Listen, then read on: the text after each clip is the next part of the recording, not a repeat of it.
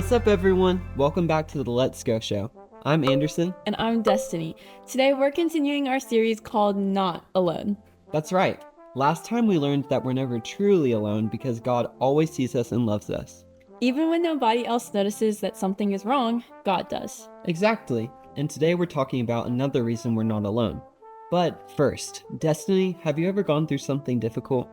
Of course I have. I'm a human. We all have struggles. Is there anything you've been dealing with lately? Well, I've been really busy and tired. It feels like there are 100 things happening at once, and my brain is just trying to keep up with all of them. That sounds exhausting. It really is. And sometimes the hardest part isn't even what's happening around me. It's everything I'm thinking and feeling on the inside. Have you ever tried talking to someone about it? I want to, but sometimes I don't know what words to use. And then I start thinking, what if they don't understand? A lot of people know what that feels like. When something is happening inside us, it can seem like nobody else understands. Like you have to act happy so nobody asks, what's wrong? Yeah, that can make you feel pretty alone. That's why today's main point is I'm not alone because God knows my struggles. That's really comforting. As we get ready for today's story, think about this question. What feels difficult for you right now, and how could you talk to God about it? And is there someone you trust who could pray with you or help you?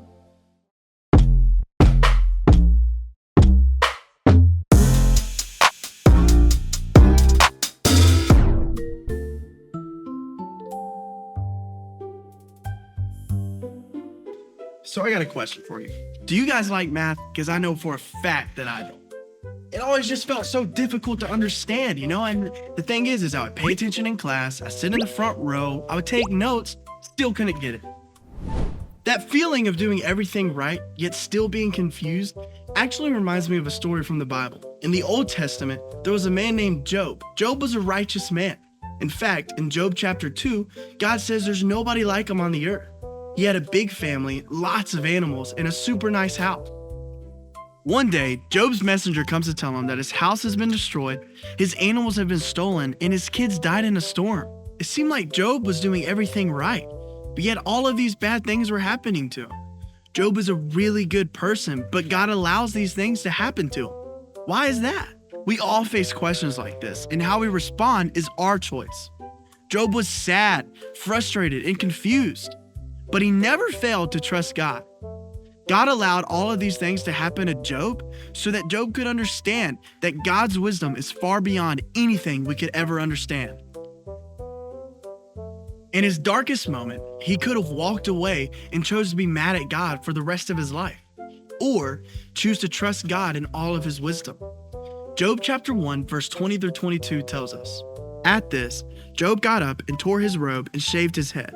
Then he fell to the ground and worshiped God and said, 'Naked I came from my mother's womb, and naked I will depart. The Lord gave, and the Lord has taken away. May the name of the Lord be praised.' In all this, Job did not sin by charging God with wrongdoing." Job chose to trust God no matter how frustrated or confused he may have felt. In the same way, you and I can choose to trust God in every single situation, no matter how confused we are. Like Job, we can pray and be honest and ask God to speak and then listen when he speaks. When God gives us wisdom to see things the way he sees them, we'll become more like Jesus every day.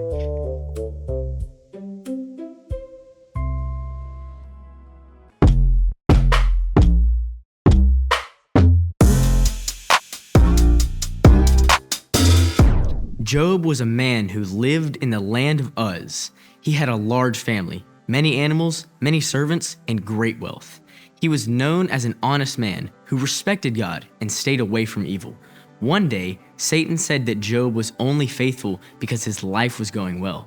God allowed Satan to test Job, but Satan was not allowed to kill him. Soon, Job received terrible news. Enemies stole his animals and killed many of his servants. Then a powerful wind caused the house where Job's children were gathered to fall, and all of them died. Job was filled with grief, but he did not accuse God of doing wrong. Later, Job became covered with painful sores from head to toe. There, Job sat in serious physical and emotional pain. 3 of Job's friends came to see him. At first, they sat silently beside him for 7 days because they saw how much he was suffering. But when they began talking, they said Job must have done something wrong to deserve his suffering. Job said he had not done the things they accused him of. He just wanted God to explain why so many terrible things had happened. Eventually, all of Job's friends left him alone again. Then God finally answered Job from a powerful storm. God did not explain Job's suffering. Instead, he asked Job question after question about the earth, the sea, the stars, and the animals. Things Job could not explain or control. Were you there when the earth was created? God asked. Can you send lightning from the heavens? Job realized that he did not understand the world God had made. So how could he understand everything God was doing in his life? He had heard of God before, but now he had seen him. Job repented, not because he had sinned, but because he had spoken about things too great for him. Job never learned why he suffered, but he learned to fear the Lord, to trust and honor God simply because who he is, not because he understood everything God allowed. This was the point all along. After this, Job's health and wealth were restored. He had more animals, 7 sons and 3 daughters. Job lived for many years and saw several generations of his family before he died and returned to the Lord.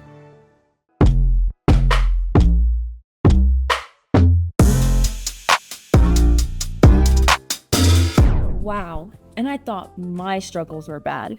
Yeah, that story was crazy. Job was a righteous man. He loved God, he did what was right, and he still lost everything. His animals, his home, his family, his health. And his friends weren't much help either. Nope, instead of comforting him, they basically blamed him. So on top of everything else, Job didn't even have anyone around him who understood what he was going through. But God understood. God knew every bit of Job's pain, even when Job himself didn't understand why any of it was happening. Job wasn't alone, even though it must have felt like it. Exactly. And here's something I love about Job's story. It's kind of a small picture of the whole Bible. Wait, what do you mean? Think about it. Job is innocent, but he suffers anyways. He goes through the worst of it, and it looks like it's over. Then God restores him. Job is made new, and things are made right again. Oh, I see. Innocent, suffers, and then gets restored. That's actually the whole story of Scripture, playing out in one guy's life. From beginning to end, the Bible is the story of God making things right through someone innocent who suffers on the behalf of others. And that whole story points straight to Jesus. So Job is like a preview of Jesus. Jesus is the truly innocent one. He never did anything wrong, but he suffered anyway. He was rejected, misunderstood, and he carried our sin on the cross. And then God raised him from the dead. Jesus was restored just like Job was, except Jesus wasn't restored for himself. His resurrection is what makes a way for us to be forgiven and brought close to God. So when I'm overwhelmed or nervous about something or just feel like nobody gets it, God already knows. Jesus already understands, and you can bring it to him, honestly. You don't have to clean it up first. that's why the main point again is I'm not alone because God knows my struggles. And because of Jesus, that's not just a nice feeling. It's true, your struggles aren't the end of your story, because his feelings weren't the end of his. That's really good news. That's the best news. It is, and I'll tell you what, you don't need fancy words or a big speech to bring to God. You can just say, God, I'm having a hard time and I need your help. And you can also use trustworthy people in your life, like a parent, a friend, or someone from church to help carry it with you. That's really comforting. I think so too. Well, that wraps up today's episode of The Let's Go Show. Thanks for hanging out with us today. We'll see you next time. Bye.